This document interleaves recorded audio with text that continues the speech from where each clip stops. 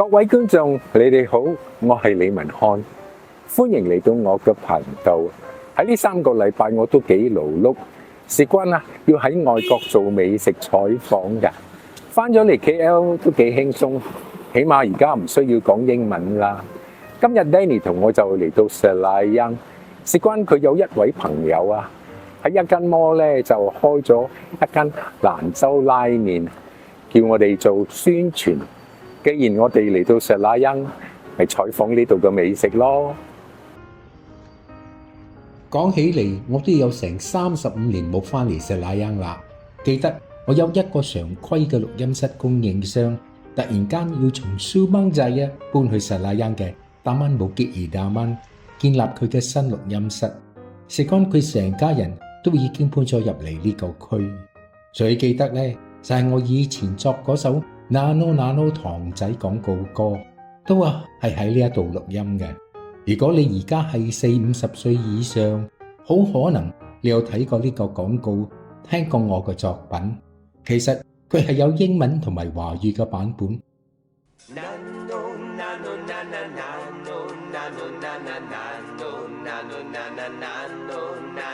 Oh nano nano, saya tak sabar, saya gemar, rasanya segar, manis, masam-masam, nano nano, nano nano, nano nano.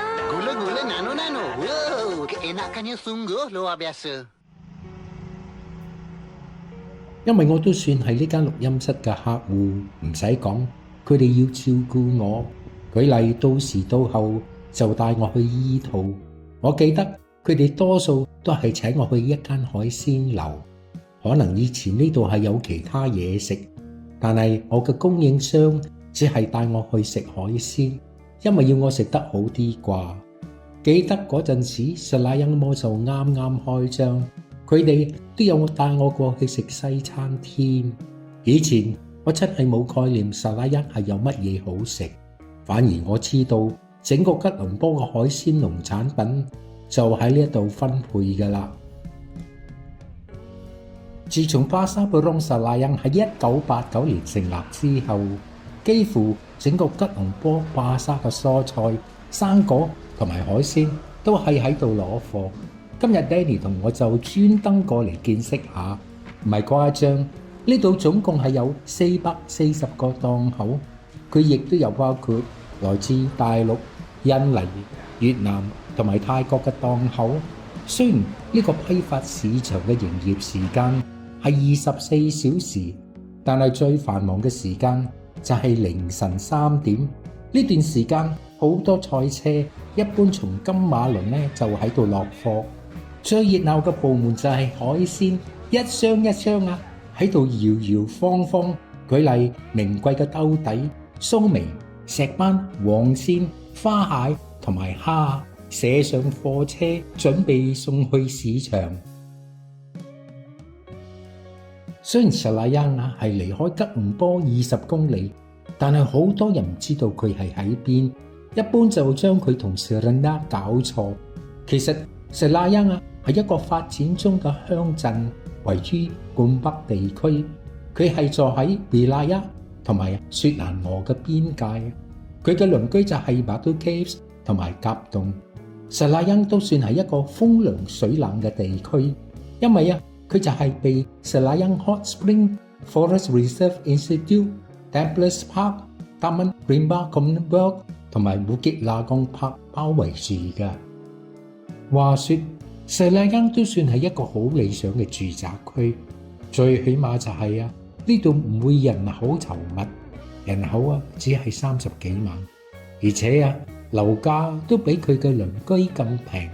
主要嘅就係呢度嘅交通係好方便，有幾個高速公路嘅連接，舉例 MR2、Spring Highway、Duke Highway 同埋Kuala Selangor Expressway。未有呢啲高速公路之前，我從Jalan Kuching翻怡保，梗係有經過Selayang。今日我哋都係用呢條公路過嚟Taman Selayang Jaya。你哋都知道我個方式，每次嚟到一個新地方做美食介紹，第一時間呢，就走去佢哋嘅街市裝下，除非佢哋係冇提供美食啦。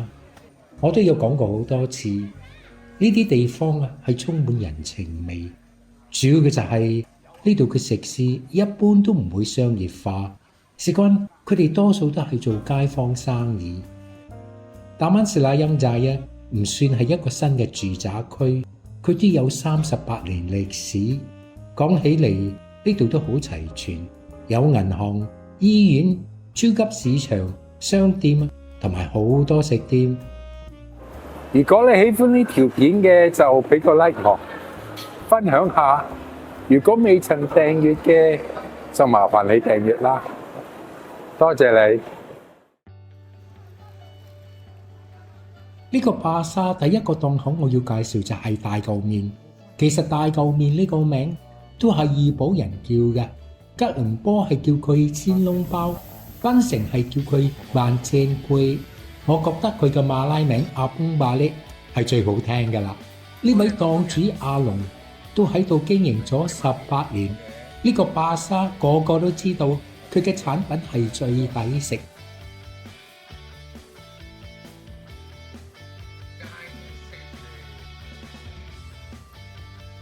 佢嘅大舊麵係有3個口味：花生、炸工同埋咖椰。我都係試傳統花生口味。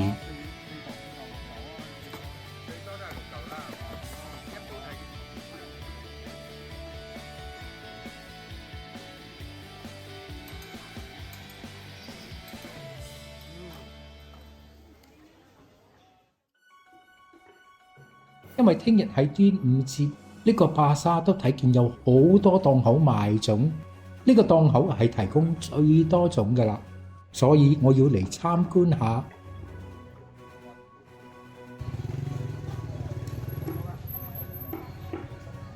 原本佢哋係賣餅同埋蛋糕，不過冚唪唥都係過碼嘅。反而呢啲粽呢，就係佢嘅老媽子做嘅。諗唔到佢哋有提供好多口味，舉例鹼水粽、釀鴨粽、福建粽同埋廣東粽等等。我一般都係食廣東粽，不過要試下釀鴨粽，食慣啦係好難揾得到嘅。呢個係釀鴨粽，其實我只係食廣東粽同埋釀鴨粽。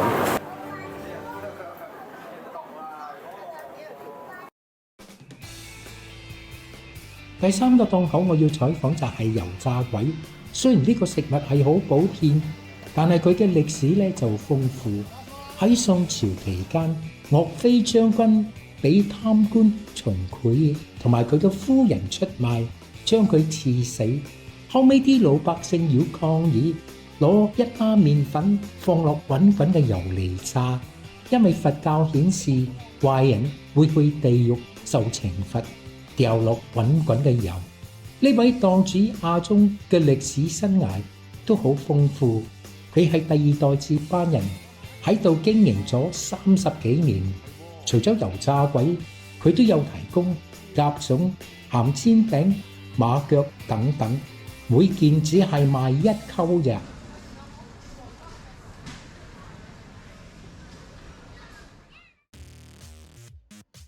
呢個巴沙有一部分係拎嚟做 food court。呢度第一檔美食我要採訪就係菜粿。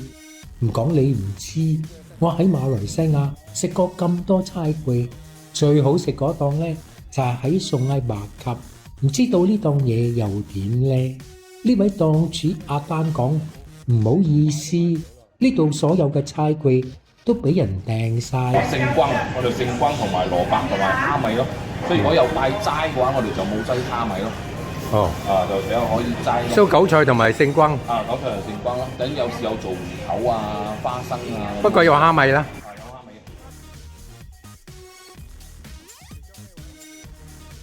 檔主強調，佢啲菜粿冚唪唥都係佢嘅媽咪做嘅。佢就可憐我買唔到佢哋嘅菜粿，就請我食2件。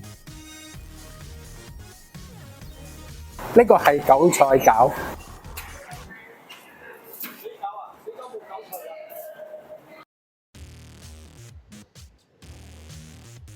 頭先賣巴掌嘅檔主叫我一定要嚟試呢檔板麵。呢位姓張嘅老闆講，佢哋都喺度經營咗24年，以前就喺街邊擺檔，所以佢哋嘅招牌就改為榕樹下美食。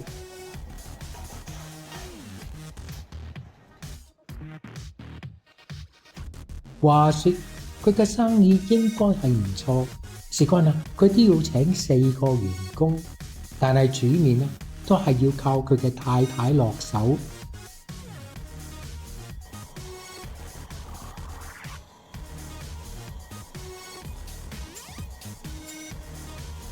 老闆介紹我食嘅呢個上湯板麵，裏頭有豬肉丸啦、水餃啦、冬菇啦，同埋豬肉碎啊！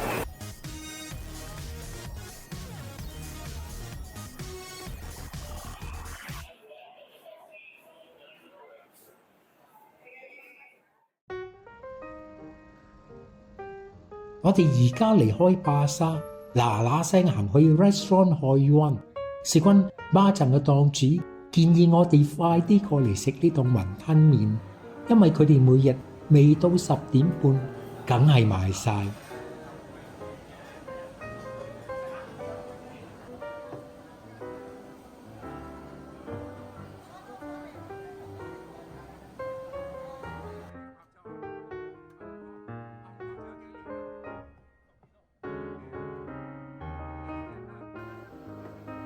呢位檔主阿紅都喺度經營咗10年，唔使拗，食那央仔最好食嘅雲吞麵就係佢哋，因為佢哋嘅麵係撈得好入味。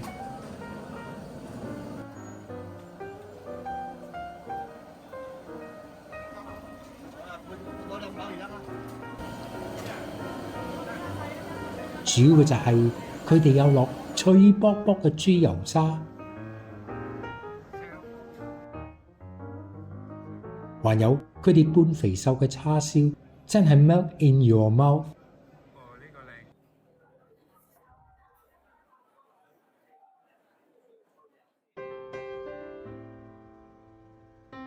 我哋行過去隔離街 Jalan SJ17，嚟到呢間新世界香港點心茶樓。呢間老字號都有26年歷史，佢哋提供嘅點心係傳統口味。唔似嗰啲新款嘅茶樓咁多花臣，反而我鍾意呢個構思。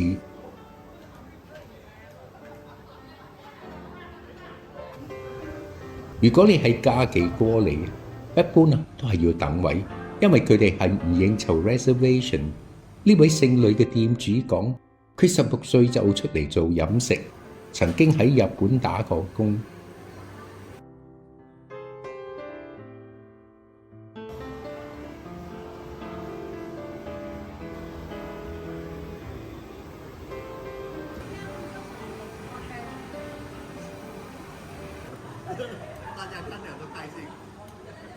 今日嘅點心都係店主親自揀俾我哋嘅。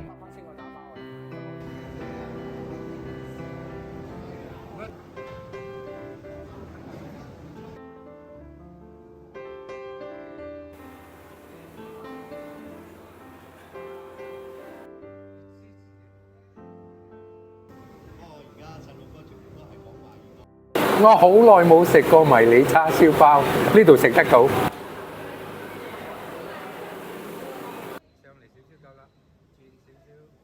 Danny 講嘅呢個糯米雞好入味，真係。呢條街行落啲就係 Restaurant Canton City。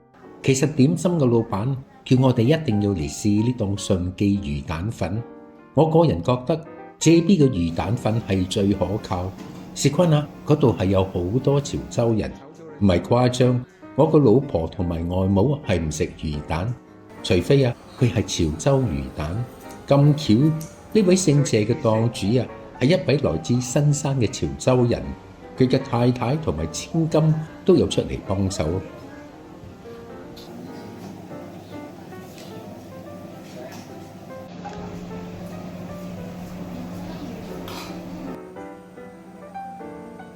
我哋就叫碗剩魚蛋，唔要粉，皆因太飽啦。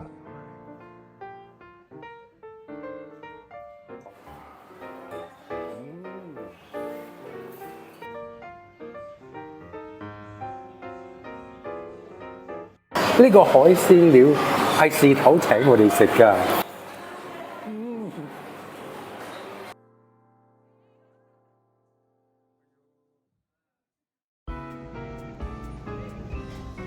喺Taman Selayang Jaya還有一間好可靠嘅老字號金記麵家。呢位來自果木生姓馬嘅店主係第二代接班人。佢講佢嘅伯爺30幾年前喺呢度嘅街邊擺檔，佢哋都算做到好成功，開咗間分店俾佢嘅細路打理。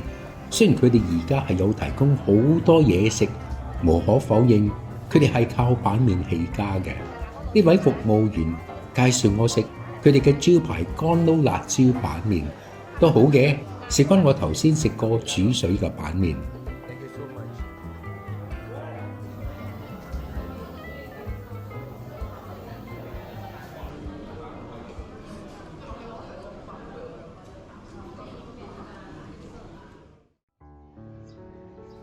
我哋而家開車行2個公里過嚟Taman Wilayah Selayang揾呢間 restaurant 圓圓，因為 Danny 講佢哋嘅海鮮粉係出晒名最新鮮，都唔出奇啦。事關佢係做沙白批發開始。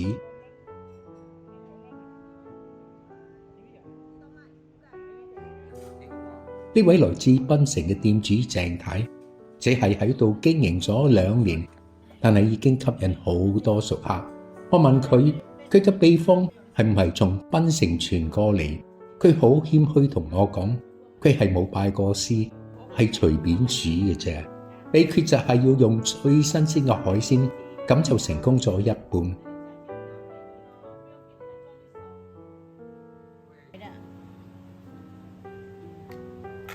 我哋就嗌碗魚肉米同埋海鮮咖喱麵。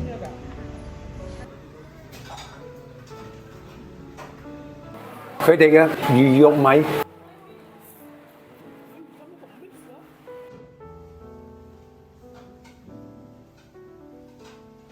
呢個海鮮咖喱係咪有沙巴啦，有蝦啦，有絲堪啦，有魚蛋添。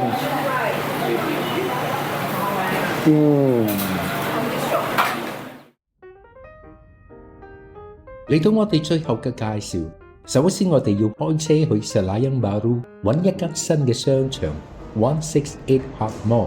喺呢一度呢，就係Danny個老友記兼 golf kaki Mr. Jeffrey Gan 開嘅 Restaurant Mila。